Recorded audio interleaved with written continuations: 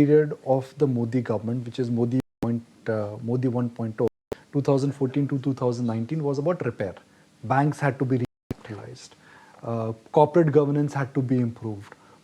Policy paralysis had to be reworked. So that was the repair phase. Then came the growth phase. Tax came down, capital expenditure went up, infrastructure started booming. What do you think will be the main headline from a market standpoint for Modi 3.0? I think I really think the Prime Minister and the party's manifesto have already pretty much kind of indicated what we should expect. And the big headline obviously is going to be,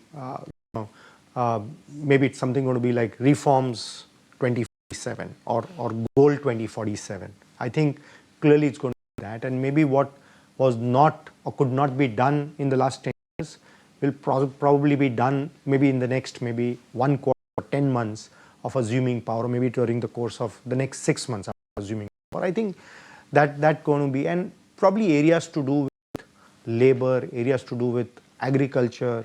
I think these probably become the big focus. Can you identify direct beneficiaries and the big beneficiaries for us?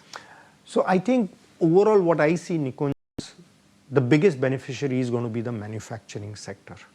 Whichever way, even if you look at labor reforms, or even if you talk about agriculture and the fact that it can basically create a huge new opportunity in, say, food processing and making the value chain more attractive and capturing a lot of that value chain more efficiently. I think that finally, eventually, is going to make us essentially manufacturing powerhouse, and that should be the strategy. And that's because no matter what you do, if you want to essentially raise incomes, you need to create more jobs, and the only place where jobs can be created in a more significant manner is going to be manufacturing. It is going to be your factories which will create.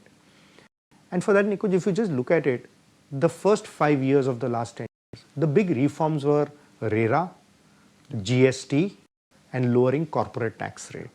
That was the big thing. Okay. The benefits of which you saw only in the next 5 years. Even Jan Dhan, yes, Digital India, Jan Dhan, Jam Trinity. Yes, all of those benefits. This is long actually. So it's a very long list, and you could call that as financial inclusion, achieving like 500 million people now have a bank account. These are big things. The benefits of which you saw only between 2019 and 2024, and more so post-COVID. The second term, or the 2019 to 2014, there was a huge focus on manufacturing, which is this whole focus on infrastructure, this whole focus on energy security. These have been the two big kind of focus areas. The whole PLIs thing. All of these have been there. The whole focus on semiconductors. Okay, they all look right now very early, very nascent.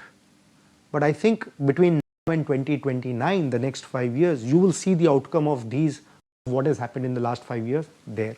So if you have to prepare If you like this video, then like, share and subscribe to ET Now.